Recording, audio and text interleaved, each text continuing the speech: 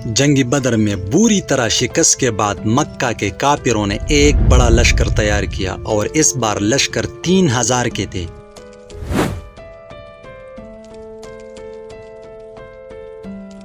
بدر میں جب 313 مسلمانوں کے قریش کے 1000 لشکر کو شکست دی اور ان کے بڑے بڑے سردار مارے گئے تھے، ابو جہل، عتبہ، شیبہ، ولید، وہ سب جو اسلام کو جڑ سے اکاڑ پھینکنے کا خواب دیکھ رہے تھے، بدر کے میدان میں خاک میں مل چکے تھے۔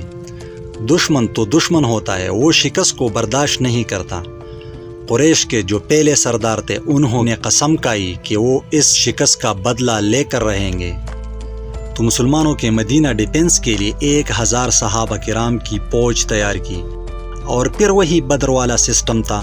مسلمان تھے 1000 اور کفار مکہ کے 3000 کے لشکر مدینہ کی طرف روانہ ہوا۔ قریش کا لشکر تعداد میں، اسلحے میں، جنگی ساز سامان میں مسلمانوں سے 3 گنا زیادہ تھا، لیکن اس بار مکہ کے لشکر میں صرف پرانے سردار نہیں تھے بلکہ ایک ایسا نوجوان بھی شامل تھا جس کا نام آنے والے دنوں میں پورے عرب میں گونجنے والا تھا، خالد بن ولید۔ مکہ کے مشہور قبیلے بنو مخزوم سے تعلق رکھتے تھے، تلوار چلانے، گھوڑے دوڑانے اور جنگی چالوں میں بے مثال مہارت رکھتے تھے۔ اس وقت تک وہ مسلمان نہیں تھے، لیکن میدانی جنگ میں ان کا نام دشمنوں کو لرزا دینے کے لیے کافی تھا۔ مدینہ خطرے میں تھا۔ قریش کا 3000 خوفناک لشکر مدینہ کی طرف بڑھ رہا تھا۔ اسی میں نبی کریم صلی اللہ علیہ وآلہ وسلم نے صحابہ کرام کو جمع کیا اور مشورہ کیا۔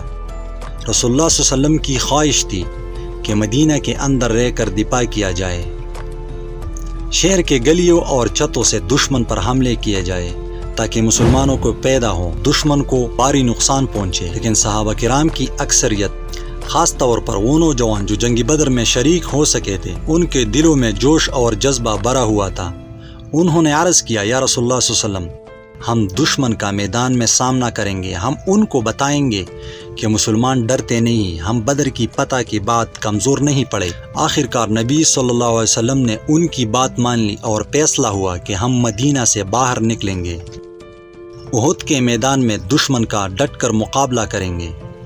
مدینہ سے 1000 صحابہ لڑائی کے لیے روانہ ہوئے تو آپ صلی اللہ علیہ وسلم نے نہایت دانشمندی اور حکمت کے ساتھ لشکر کو ترتیب دیا۔ مسلمانوں کے 1000 تعداد میں بہت کم کے پاس جنگی ساز و سامان تھا، صرف 100 کے پاس باڈی آرمر یعنی زرے اور جسم کو بچانے والے دیگر سامان تھے، اور 50 گھوڑے تھے۔ نبی کریم صلی اللہ علیہ وسلم لشکر کو 3 گروپس میں ڈیوائیڈ کیا، مہاجرین، اوس، خزرج۔ ادھر کفار مکہ 3000 کا لشکر مدینہ کی حدود میں پہنچا اور احد کے مقام پر آ کر رک گیا اور مسلمانوں کا انتظار کرنے لگے۔ جنگ بدر میں ان کا سردار ابو جہل مارا جا چکا تھا۔ اب قریش کے لشکر ابو سفیان لیڈ کر رہے تھے۔ ابو سفیان نے بھی لشکر کو 3 حصوں میں ڈیوائیڈ کیا۔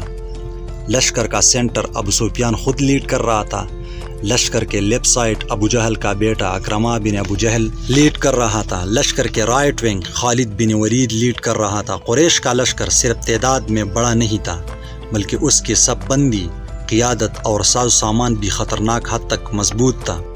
عبداللہ بن ابی جو سب سے بڑا منافق تھا، اس نے اپنے سازش کا اعلان کر دیا۔ اس نے کہا، یہ تو خودکشی ہے، ہم کھلے میدان میں جا کر لڑیں گے تو ہمارا کیا بنے گا؟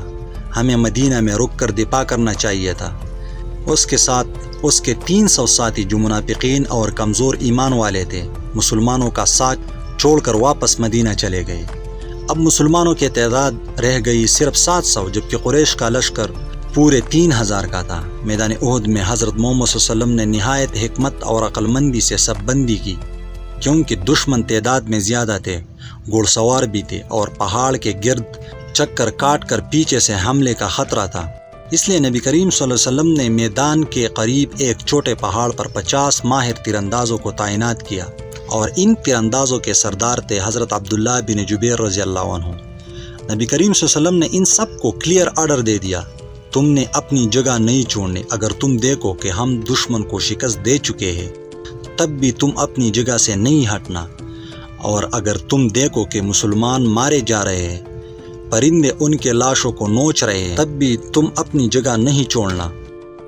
قریش کے لشکر سے ایک کے بعد ایک بڑے جنگجو آگے آیا، چیلنج دیا مسلمانوں کو۔ حضرت حمزہ رضی اللہ عنہ آگے بڑھے اور ختم کر دیا، اور پھر اس کا بھائی آیا اور حضرت علی رضی اللہ عنہ آگے بڑھے، بجلی کی طرح حملہ کیا اور جہنم پہنچا دیا اور دشمن کا غرور خاک میں ملا دیا۔ اس کے بعد دونوں لشکروں کے درمیان زبردست جنگ چڑھ گئی، نیزے، تلواریں، تیر، ہر طرف شور، لیکن مسلمانوں کے جذب ایمان اور حکمت نے قریش کے لشکر کو پیچھے دھکیل دیا، بالکل اسی طرح جیسے جنگ بدر میں قریش کو شکست ہوئی تھی۔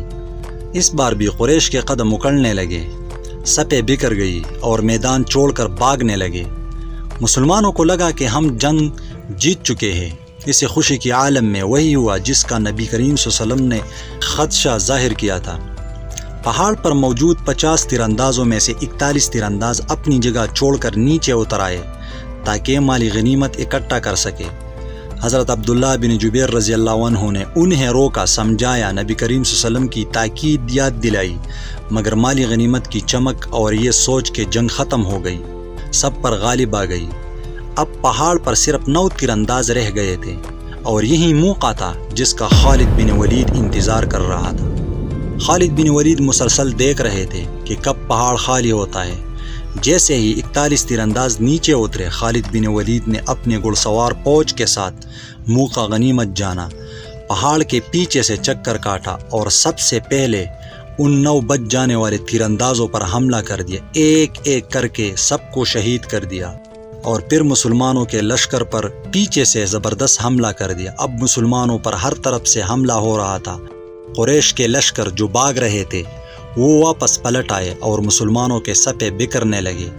یہ وہ لمحہ تھا جب میدان احد مسلمانوں کے لیے ایک بڑی آزمائش میں بدل گیا اور جنگ کا نقشہ مکمل طور پر پلٹ گیا، اور اسی دوران مسلمانوں کے مین سپہ سالار حضرت حمزہ رضی اللہ عنہ ایک حبشی وحشی غلام کے ہاتھوں شہید کر دیا۔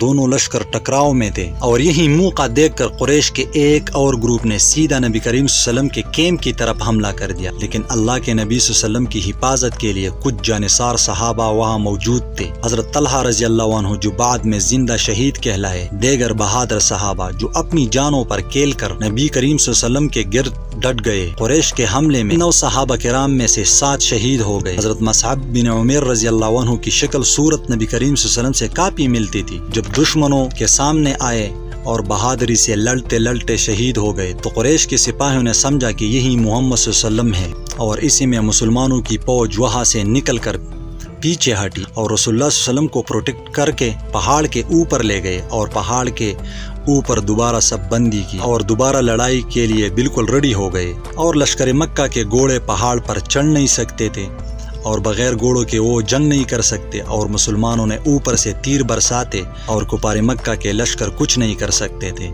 تو ابو سفیان نے فیصلہ کیا کہ بس اتنا کافی ہے، یہاں سے واپس مکہ چلے جائیں گے۔